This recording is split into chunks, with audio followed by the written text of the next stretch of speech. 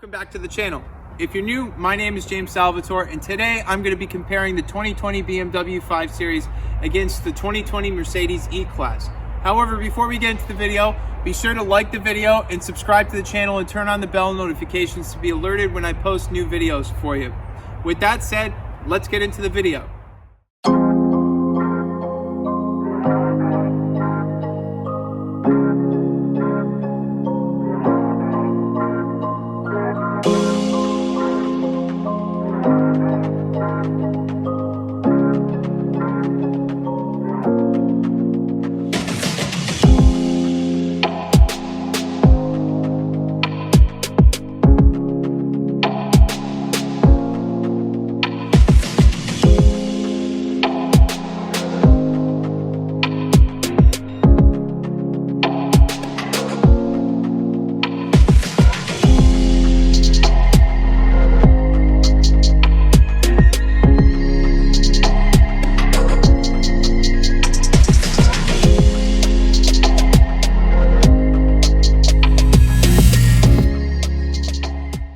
Chances are, if you're in the market for a luxury midsize sedan, you've come across the BMW 5 Series and the Mercedes E-Class before. They've been around for decades now, so you may be wondering, what's the difference between them now?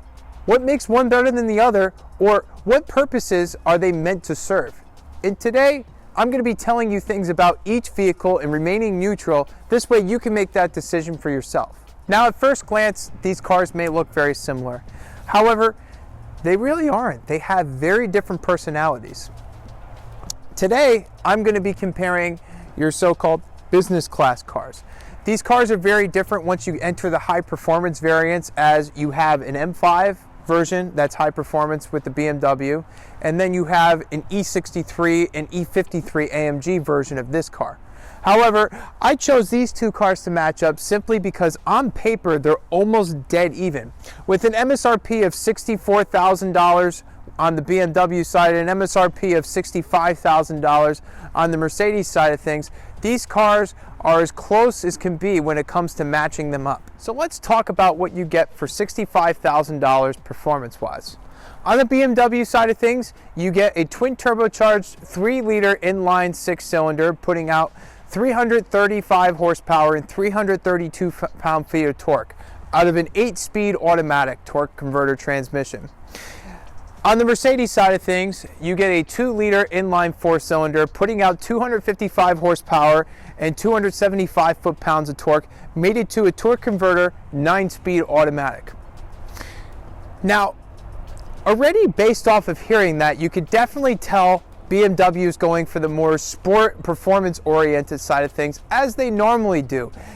And the Mercedes is probably going for more of a luxury experience. However, just because this has less power doesn't mean it's slow.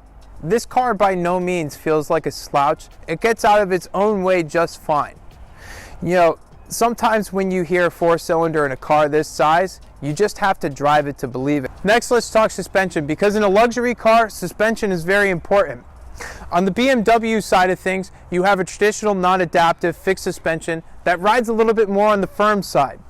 If you're looking for a car that's kind of somewhat sporty and you get a little bit of feedback from the road and you enjoy that, definitely choose the BMW. However, if you're looking for the more refined experience and you don't really want to feel the road, you want to feel isolated, calm, and you want a smooth ride, definitely go for the Mercedes, because they use what they call their airmatic suspension system. And what that is an electronically controlled air suspension system that self-levels in the corners, making for an extremely comfortable, smooth, seamless ride. Next, let's compare how practical these cars are. Chances are, if you're looking for a midsize luxury sedan, you're trying to fit your family or just be able to fit people comfortably in the vehicle while being able to have enough trunk space to store what you need to. And first, I'm going to test rear legroom. So I'm about 6'1", and I've set my seat up in a position that I would normally drive in. I'm not compromising at all. This is just me being comfortable. Let's see how well I fit behind myself sitting in the rear. Overall, I would say legroom in the 5 Series is okay, not great. my knees are almost touching the seat, and down here my feet are pressed up against the seat. So I'm not really that comfortable because I don't have that much wiggle room.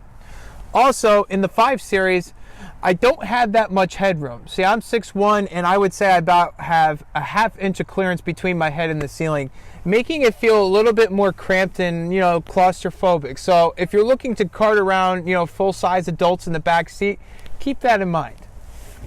Moving on to the Mercedes. Once again, I've set my seat up for me to drive comfortably, and I'm not sacrificing anything in the front. Let's see how we do in the rear.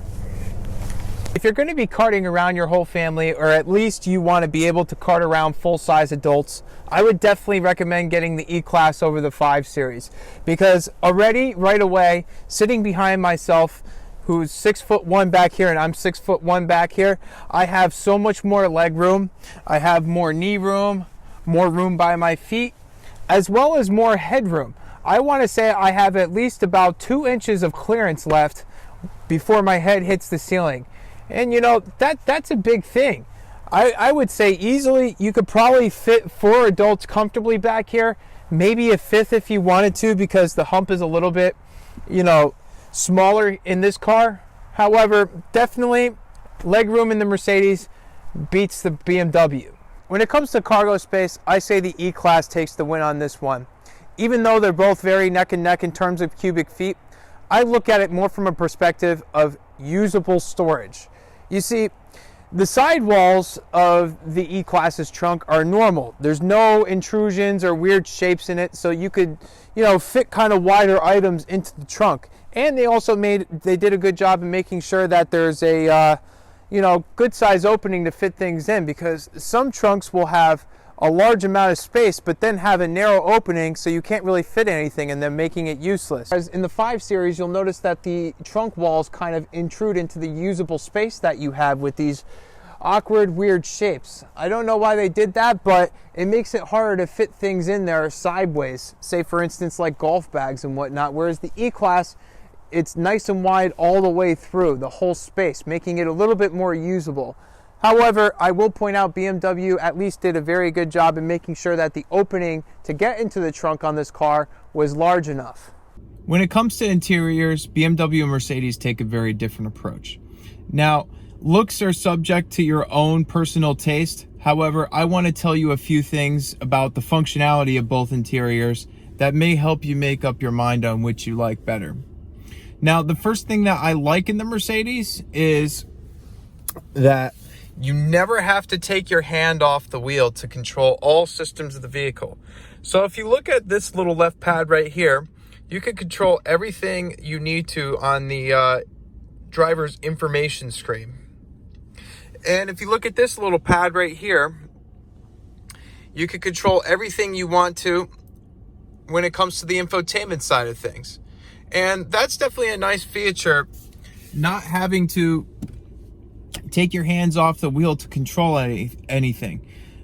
And I think Mercedes was definitely thinking about safety when it comes to that, because, especially if you're coming from an older vehicle, driving these cars could sometimes be very distracting, especially with how many features and, things you're playing with as you're driving. It's nice that Mercedes thought of a way to kind of let you have it all safely. However, if you don't like that, there's other ways to control the infotainment system. You also have the little touchpad down here in the rotary dial.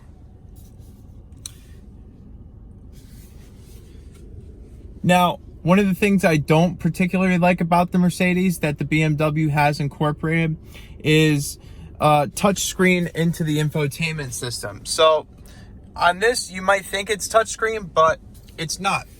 Even though Mercedes has come out with their new MBUX system, this car doesn't have it. Most likely, maybe it'll get it for 2021, but right now we're talking about 2020, and that's definitely a drawback because some people are definitely going to want to be able to touch the screen to navigate around. And you can't do that in this, but you've been able to do that in the BMW 5 Series since 2018. So if that's important to you, definitely keep that in mind. One thing that may or may not make a difference, and that's kind of an interesting quirk about the E-Class, is you can control the passenger seat from the driver's seat. Now, I personally find this useful because, say, when my girlfriend gets in the car and she doesn't understand how to move the seat around, instead of reaching over her and trying to move it around for her, or just any new passenger in general that hops in your car that doesn't understand how to move the seat, you could just simply move it for them by hitting this little button right here, and then just adjusting the seat control like you would if you were sitting over there. Now, other situations I find this could be possibly useful is you have new people getting into the car and you have the passenger seat rolled all the way back and you need to make room for the person behind you. You could also just move the right seat from here, you know, just to get it out of their way, which is kind of an interesting, neat feature that probably will only be useful sometimes, but when it is, you're going to be happy you had it. Now, one thing I'd like to touch upon is both cars have wireless charging.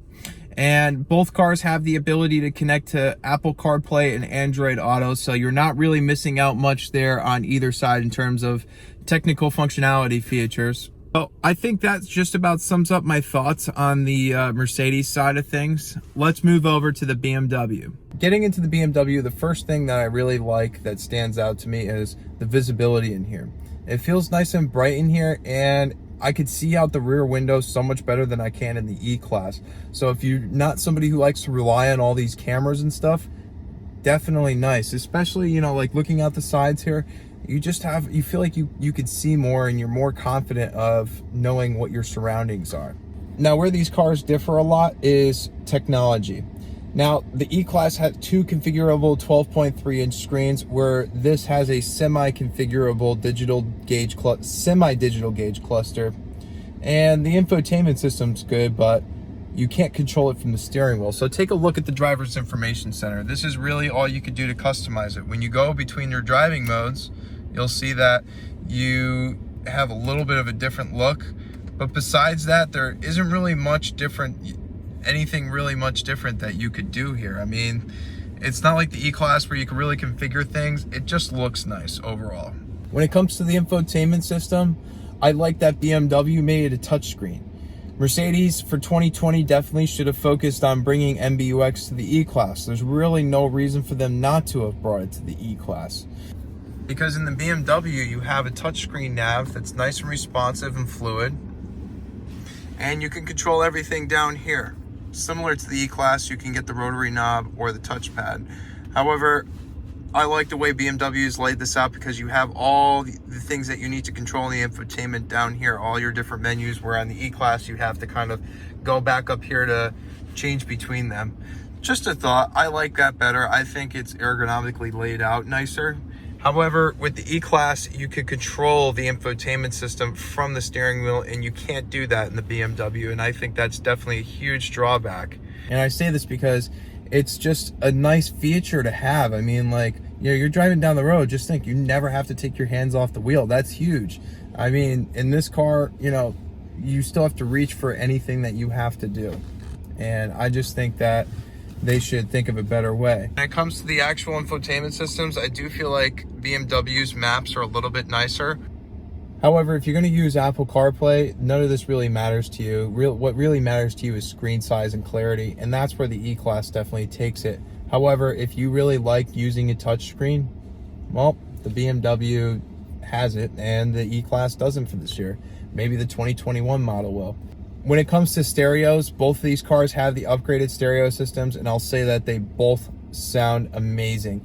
The BMW does have a little bit more bass though, so if you like listening to music with bass, I would recommend this system. One area where these cars are both very similar is ambient lighting. You'll notice that you could see the ambient lighting over here on the doors, back here, and down below.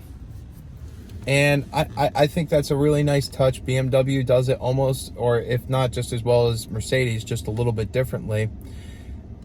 However, they don't offer as many colors, so I think Mercedes still does ambient lighting a little bit better because you can pick from 64 different colors, and with this, I think it's less than 30. So, just a thought. I mean, overall, I'd recommend the Mercedes for somebody who's looking for the overall more luxurious experience, just because I feel like the cabin feels a little bit richer. However, this doesn't disappoint. It's just different. In the end, it comes down to personal preference, and I kind of just laid out the pros and cons with technology. So other than that, I really don't have any more thoughts on this, and that wraps up my thoughts on the BMW. Well, that's all for today's video. I hope you found it informative and that you enjoyed it. If you haven't done so already, please be sure to smash the like button, as it helps with the YouTube algorithm to push out videos, and subscribe to the channel and turn on the bell notifications to be alerted when I post new videos. So stay tuned, and thank you for watching.